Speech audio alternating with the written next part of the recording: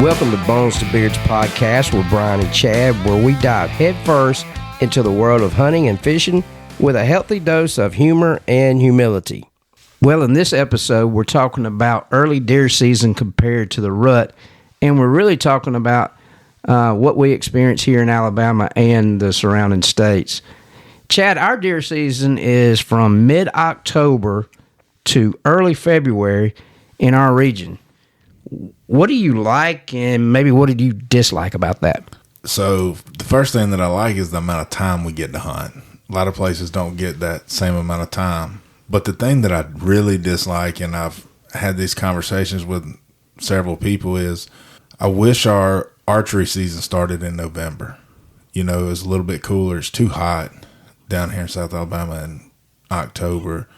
Push that back a little bit and then add some time in February when our rut is really going on and we have that extra time, because we still see bucks chasing it middle to the end of February. So it'd be nice just to have that time in the woods then.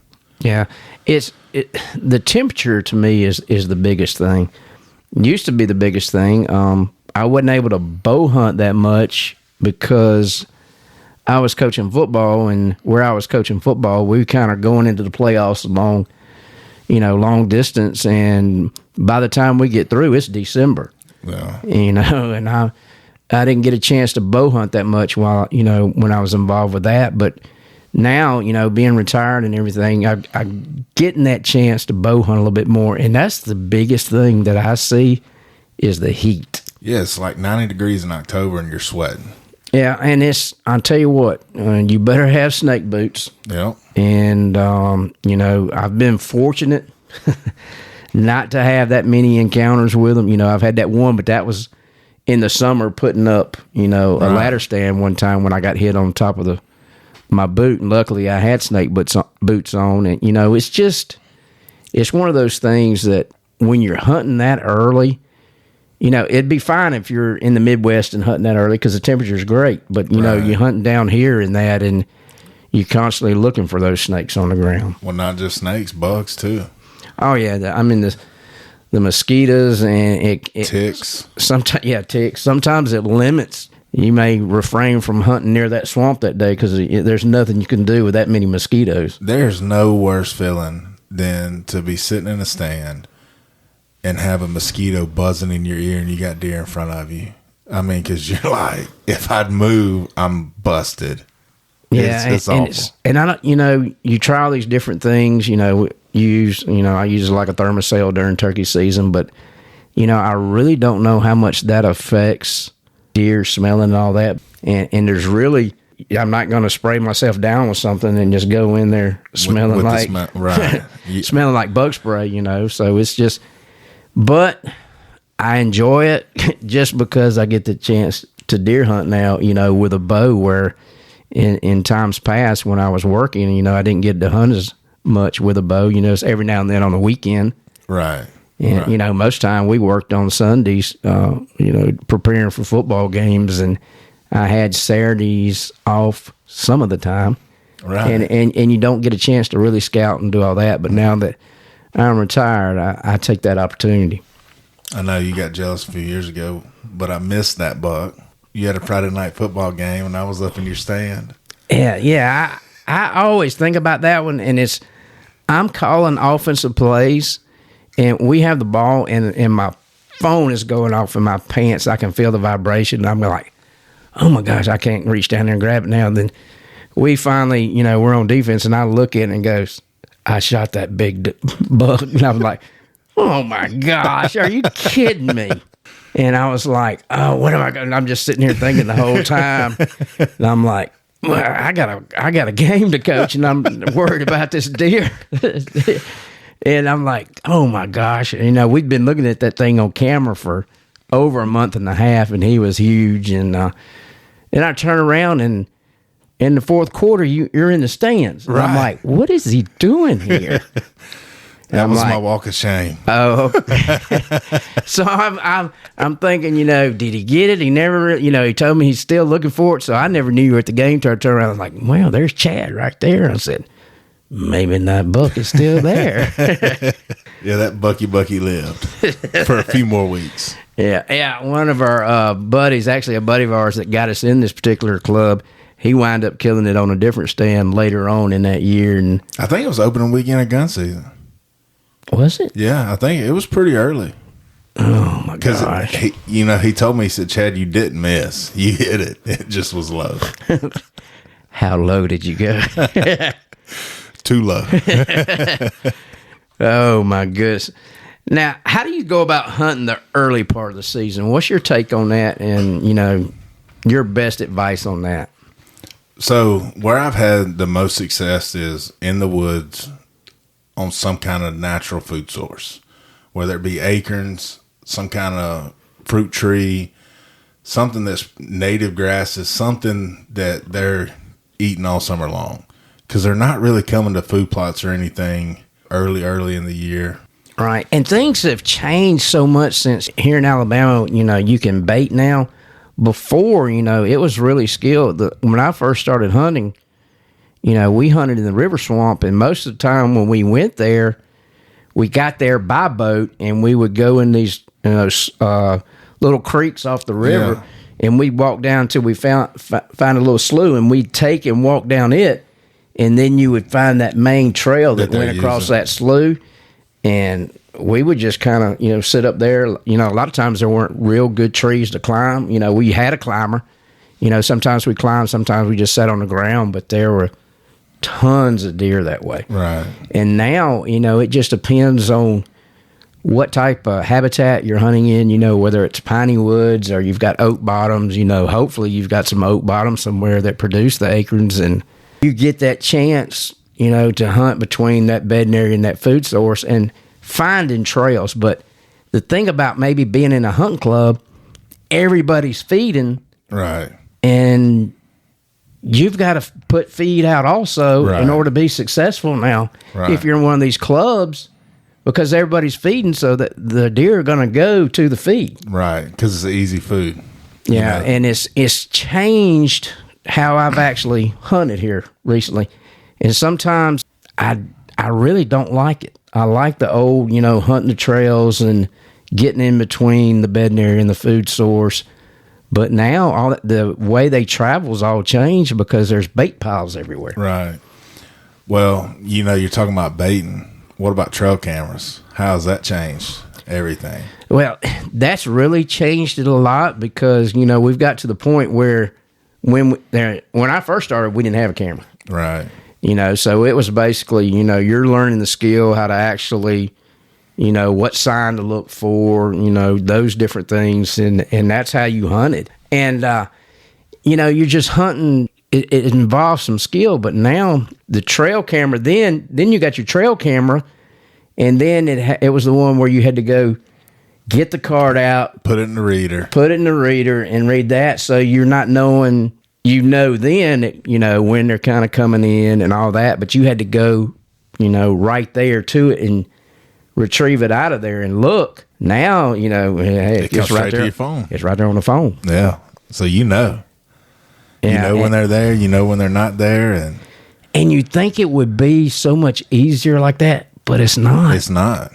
It's really not. I mean, you kind of know what you've got in the area, but as far as, because it just changes. I mean, I've got some that are coming through, they come through in the daytime and everything else, then all of a sudden, I go hunting, where is he? Yeah.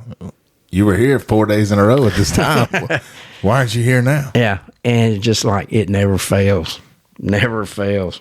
Yeah. So I know it's changed the way we all hunt, but I know from personal experience, I've killed several bucks that I never even had on camera just by going to some of those old methods, knowing where they're crossing, where they're going to, how they travel, those kind of things. Right. Those hillsides and the different, if you find the trails and, like I said, know what the bedding source is, know what the true food source is. Right. Not necessarily a bait pile, but something that's like we used to do it. Yeah. I mean, I noticed during bow season this past year, sitting in the woods, I watched several does come through, and we had some bait out. They didn't even come to the bait. They were literally going over, eating on the native grasses, the little saplings or whatever that was coming up. And I was like, dang, they're not even touching this bait. They're not even coming within 50 yards of it. And that's kind of why I like bow hunting, because I'm actually out there in the woods, and I try to find that source early on. You know, I want to find that oak tree that produces those acorns. Listening for squirrels, all those things, you know, a lot of times you just go in the woods and listen. That will tell you a lot. Right. It really will. So, you know, if you can just not always be in a hurry, but go out in the woods, pay attention to what's going on, and listen. Yeah. Well, let's talk a little bit about the rut. Most of the time, we really don't experience the rut until late January or early February. And around here, I still have bucks on camera right now that are grouped together. Right. It's a weird time to kind of hunt in Alabama, especially in December. You go from people killing a decent number right at the beginning, and then it just goes to a lull. Nothing. No deer. It's like they disappear. It's like, where did they go? You look at the rut, and it's so, I don't know. Right now, like I said, I've got groups that are still going, but what I'm noticing, and this is what, first week of January, really, right. First full week of January, and I've got them actually, you know, locked in together. So they're pushing each other. I got the smaller ones that are just playing around, and all of a sudden the next picture, they're eating, you know, side by side. Right. 30 minutes later, big boys coming in. Then the next picture you get, those two are gone. Right. So we're getting close. I hunted, last weekend, whenever it was, our first part of this week, and I could see scrapes from my climber.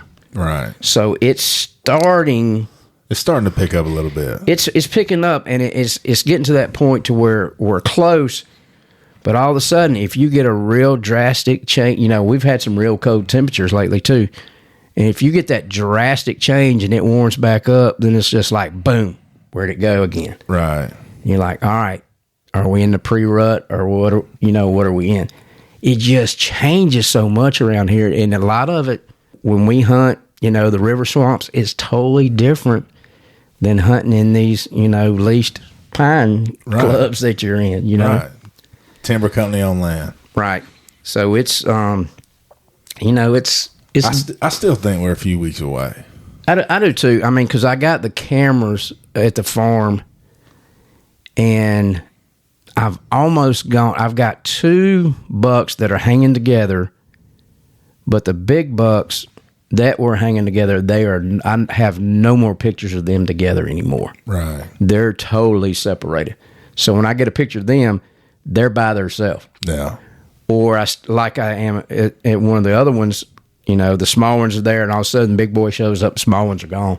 Right. But the small ones are still hanging around a little bit and playing. They're figuring it out. Yeah. You know, they're learning, like teenage boys. Yeah. Maybe we're close. Who knows? Not quite sure. But we still got a lot of does with yearlings, and they ain't kicking them off yet. So. Yeah, I mean, I had 3 does the other day, and about 5 minutes later, it became 6 does, and there was 1 little one. Oh. And I know all those does had some little ones with them earlier. I don't know where they went. Right. You know, tonight I may get a picture with 2 little ones right out there together. So who knows? What's your most memorable hunt during the rut? All right, so I got 2.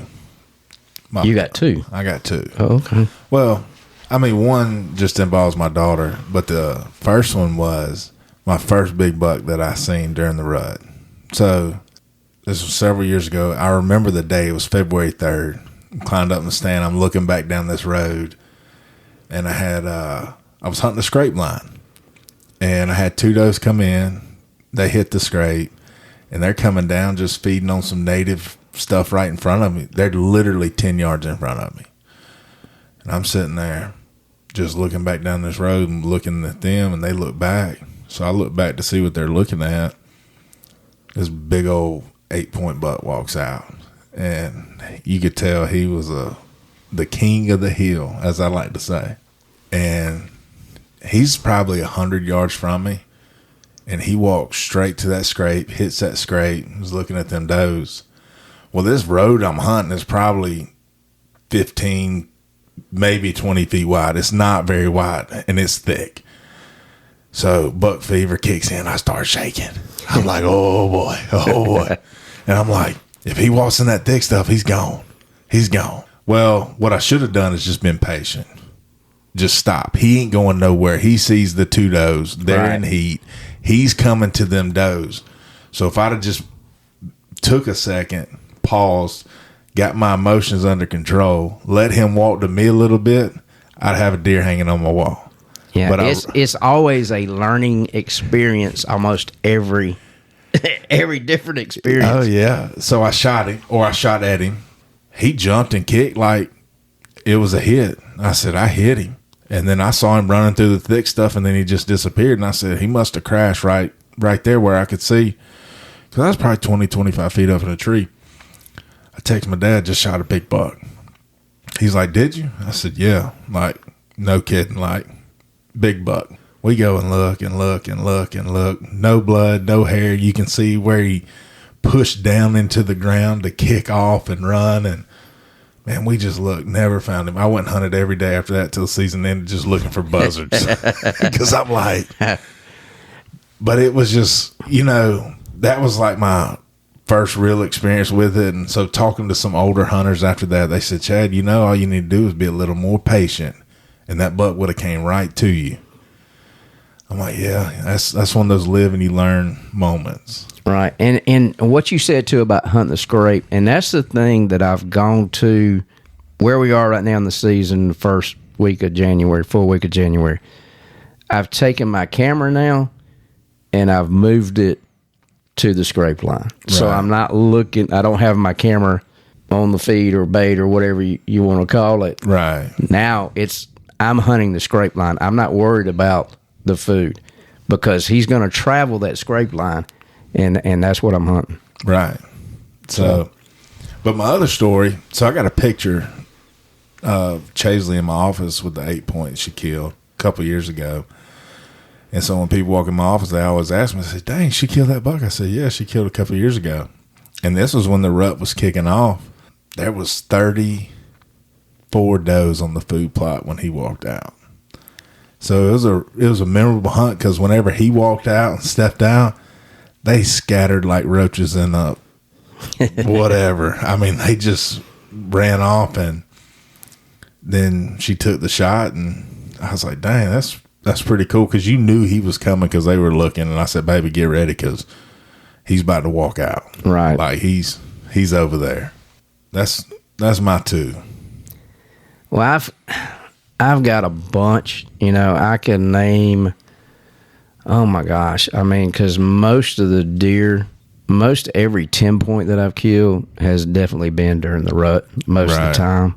But one of my favorite ones, because I got a story to tell with it, and that's what's so good about it. So getting back to me coaching football, we win the state championship that year, okay?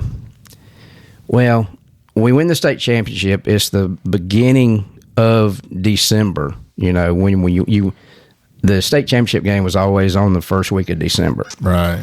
And then you get kind of, I haven't hunted at all. I've been coaching football. I haven't hunted. I haven't scouted hardly. I've looked. That's looking and scouting are two different things. Correct. And I haven't really had a chance to hunt. And so the first weekend I get a chance to hunt, the head coach, and this is one of these head coaches, when he tells you something, you do it. You do it. So what's his name? Brian Campbell? No, this is a head coach that's over me, not me being the head coach. Y'all didn't pay that much attention to me anyway, so getting back to this. But as him telling me, hey, guess what we've got this weekend? I'm like, football season's over with. We still got the banquet coming up. We're going to get our rings. That's in January sometime. So I'm thinking, gosh, that's right in the middle of the rut and all that. And then we've got a parade. I'm like, I got the first weekend opportunity to go hunting, and I got to be in a parade. And I'm like, then I tell myself, enjoy the moment, because this is something that doesn't happen all the time. That's right. So I got through the parade.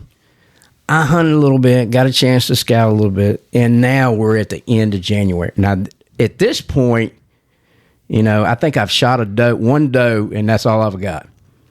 But I've had a chance to scout, and the rut is about to kick in. We're at the end of January, and this is before the state of Alabama extended the time. Extended it into February. Well, it ends January 31st, and I got like hardly any days. So I actually had like a planning period or whatever it was at the end of the day. So, I was able to sneak out before the school traffic got going. And so I've gone a little bit after school, and now I've got this buck dead to right. I've gone a few times, and I got him where I need him. And I've patterned him. Like I say, there's no cell camera. I don't have any of that. I'm just hunting a scrape line. I found one. It's behind a plot that runs by a creek and a swamp area. It's beautiful. And it's one of those things. So I'm thinking, we come around the next week, I hunt the weekend, and I'm like, I'm going to go Monday again. I said, I'm going to get him this time. Well, I get there, and I'm in that last period of the day, and Coach comes up to me. He said, "You know what we got tonight, don't you?" And I'm going like, "What? What are you talking? What do we have?" And I'm like, how long are we going to drag this on? We could have been done by December 31st, but no, we're getting close to January 31st. I'm going like, what do we have left? Done everything. I think we've already got our rings. We've had the parade. What else is there? We're getting recognized by the county commission, I think. I said, what time? He said 6:30. I said, Coach, I have my hunting clothes in the truck.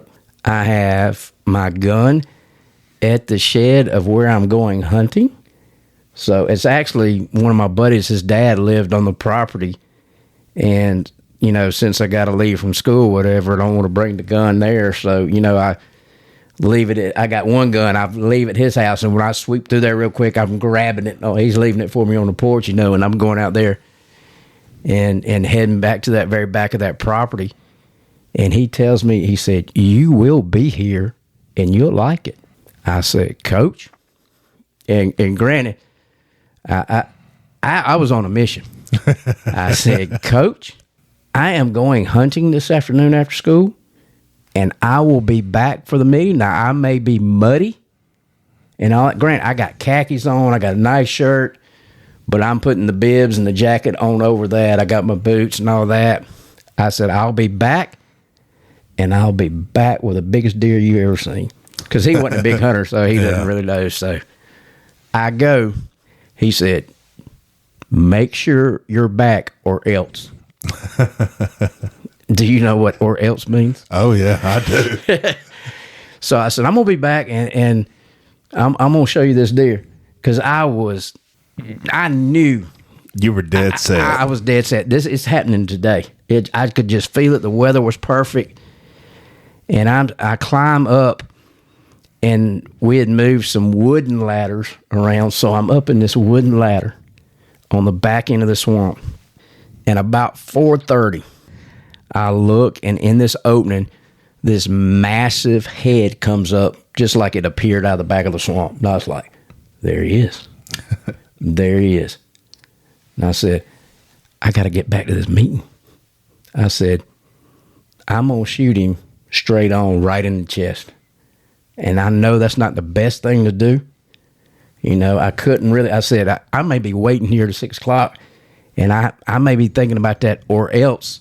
Right. And I may be fired, So I'm looking at it, and I said, I'm going to take the shot. And I took the shot, and he just disappeared. So I climbed down that old wooden ladder, and I walked back to the very back of it, and there he was right there. But we got a problem. He's huge. I'm by myself. It is muddy. I have mud from head to toe just getting there. And I walk all the way back, get my truck, and I work some kind of thing up to get him on the truck somehow. I don't know how I got him on the truck, but I'm covered in mud head to toe. Well, I pull into the school about 6:15. And he goes, I told you you'd be back. And I said, yep. And I'd be back with the biggest buck you ever seen. He said, you full of it. I said, go look in the back of the truck. And one of my biggest 9 points I've ever shot, laying right there in the back of the truck, he said, Campbell, I don't know what I'm going to do with you. He said, that's pretty cool. He said, but we got a problem. He said, what's that on the bottom of your khakis? I said, Coach, just let me stand in the back. They can see me from my chest up. Okay, and that's all that matters. So that's that's one that's just real memorable to me. Yeah, that's a good story. Yeah, so what methods do you use really during the rut? So I like to use our grunt calls during the rut a little bit, and then a doe bleat call. And sometimes I got a snort wheeze call that I'll use too. And I don't do them all at the same time, but I'll just do them every now and then. I've watched a lot of stuff on the snort wheeze. I really haven't got a chance to use that because, we don't make one yet. No. But we have our grunt calls, our zebra wood grunt calls that we make. And I've had some success with it. I mean, it has really done a pretty good job. And what I like to do is I'll, take some of my old horns that I have, rattling horns, and I'll tie, just one of those ropes to it and, go up with it with my climber and let it kind of hang down on the ground where it's sitting there in the leaves. And I'll just constantly work that. Because right now, on my cameras, I have deer that they're clanging now. Yeah, they're kind of working together, and you can hear it. Yeah. I heard them the other day. They weren't right in front of me, but I could hear them down somewhere else. And I said, well, there's those two. Hopefully they'll make it into here. But that is the one thing that I use the most is, I pull on that rope a little bit and those things clang, but it also hits that grass and those leaves down below. Right. So it sounds more natural. It sounds natural. And I'll take our grunt call and just do 3 little short, just small, because I'm not trying to scare anything away. And especially right now, I've got that bigger buck that is coming in there and getting rid of those 2 smaller bucks. So if I do a sound that imitates that smaller buck, I think, that's the way to go. I know from my personal experience, I've never had any luck with a big roar that you see people do on TV, but like small, short grunts. I've had several bucks come in and just look to see what's going on. Right. And when you buy our grunt call, it's set on that deeper tone. Right. Because that's what a lot of people like to use. But I actually take it and I change the tone on it and pull it down 1 or sometimes even 2 notches and get that smaller, that not necessarily buck. Smaller, but that younger buck. That younger buck. That big buck wants to come in there and really get his butt out of the way. Right, because, during the rut, they become more territorial. And so when they hear, hey, that young buck's in here, let me go get him out because you ain't getting my doe. Right, because I've used the deeper one before, not, growing up, not, before we started making grunt calls, like when I was a teenager, and I'm out there just with the deepest thing I can do on that thing and really get it deep, and I'm probably scaring half the deer in the woods away. Right, because they're like, oh, something's there, I ain't coming out. I'm not going. Yeah, that's a little bit big. They weren't curious enough. Yeah. Well, that's about all the time that we have, and just what we always want to leave you with. If you're not in the woods or on the water, you don't know what you're missing.